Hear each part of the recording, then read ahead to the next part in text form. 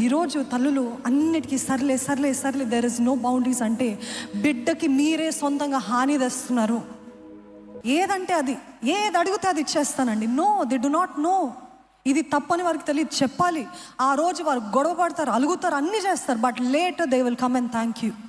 Later they will say thank you so much for closing that door on me. నాకు వద్దన్నావు చూడు, thank you mummy, thank you daddy అని చెప్తారు.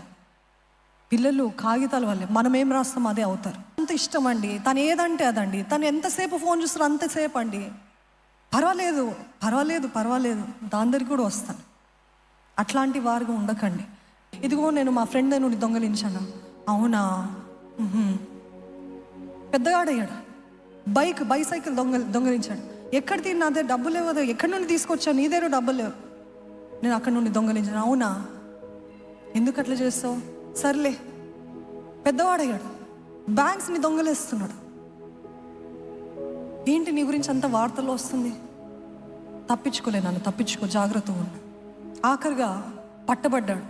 ఆ కోర్టులో ఉన్నాడు. కోర్టులో ఉన్నప్పుడు తల్లిని పిలిచాడంట.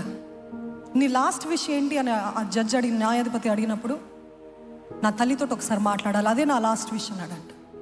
తల్లి వచ్చింది, దగ్గరికి రమ్మన్నాడంట. దగ్గరికి రాని చెవులేదో చెప్పాలన్నాడంట. అని తల్లి దగ్గరికి రాగానే ఆ తల్లి చెవిని గట్టిగా కొరికాడంట. ఎంత గట్టి కొరికాడంటే రక్తం కారుతుంది. ఏంటి నువ్వు ఏం చేస్తున్నావు అని అడిగితే, నేను చిన్నప్పుడు ఆ పెన్సిల్ తీసినప్పుడే నన్ను ఖండించాలి కదా, నాకు బుద్ధి చెప్పాలి కదా, నేను ఎప్పుడు ఏ తప్పు చేసినా నేనే అన్నీ పర్లేదులే అని చెప్పావు. ఈరోజు నాకు ఉరి తీస్తున్నారంటే అది నీ వల్లనే అని చెప్పాడంట.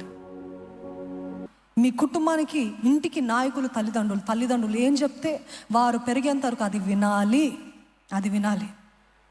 వాళ్ళ ఇష్టానికి వదిలేస్తాం అనుకోండి, జీవితం అలాగే అయిపోతుంది. తర్వాత ఏడవటం ఎటువంటి లాభం లేదు. అందుకనే చక్కగా చెప్తుంది సామెతల గ్రంథం, బెత్తం వాడాలని.